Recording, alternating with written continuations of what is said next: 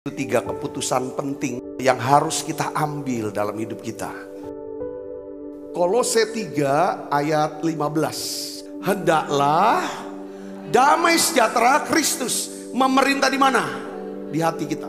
Karena untuk itulah kamu telah dipanggil menjadi satu tubuh dan bersyukurlah.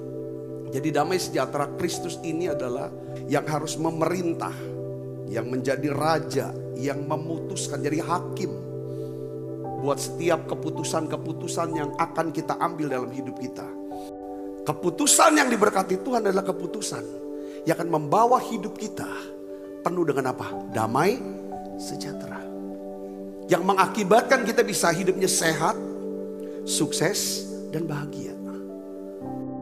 Keputusan pertama adalah kita harus menerima panggilan untuk percaya kepada Tuhan Yesus supaya kita tidak binasa melainkan beroleh hidup yang kekal. Yohanes 6 ayat 40. Sebab inilah apa?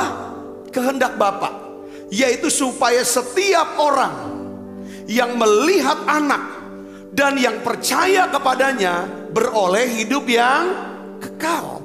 Dan supaya aku, kata Yesus apa? Membangkitkannya pada zaman akhir.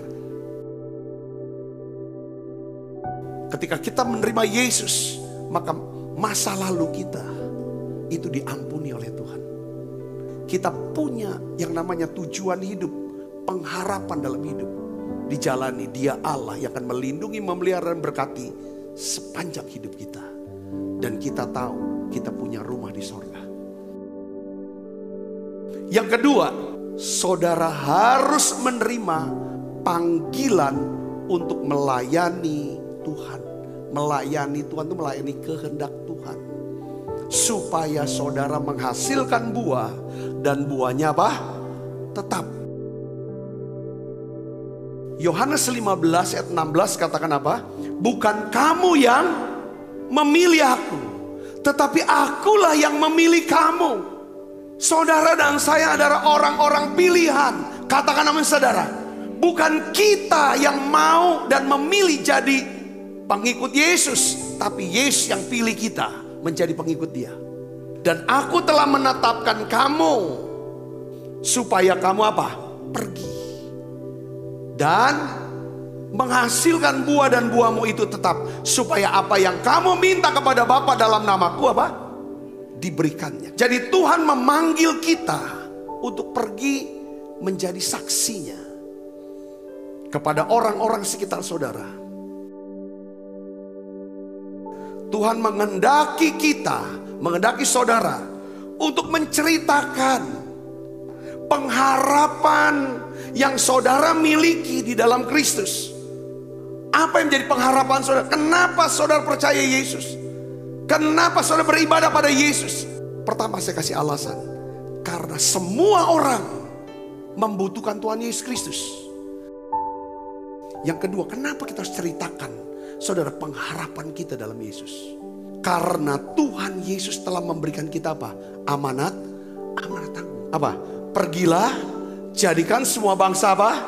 Murid. Yang ketiga, kenapa kita harus cerita?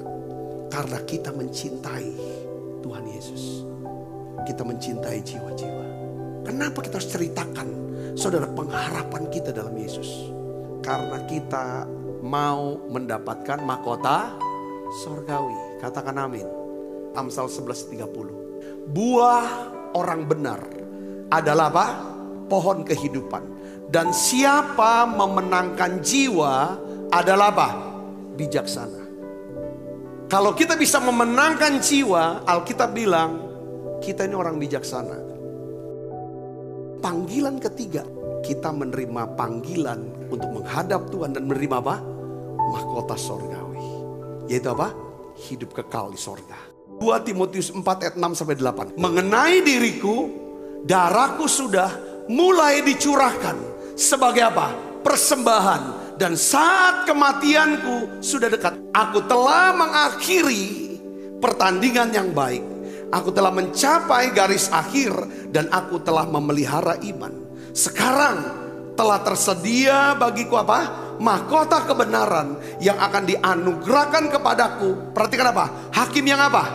Adil. Tetapi bukan hanya kepadaku, melainkan juga apa? Kepada semua orang yang apa? Merindukan datang. Orang yang merindukan kedatangan Tuhan, dia akan mendapatkan mahkota kebenaran. Wahyu 14 ayat 13. Dan aku mendengar suara dari surga. Tuliskanlah apa? Berbahagialah orang-orang apa? Mati, yang mati dalam Tuhan sejak sekarang ini. Sungguh kata Roh, supaya mereka boleh beristirahat dari jerih lelah mereka. Karena apa? Segala perbuatan mereka menyertai mereka. Perbuatan apa yang dimaksud ini? Keputusan kita. Pertama, keputusan untuk percaya Tuhan. Kedua, keputusan untuk melayani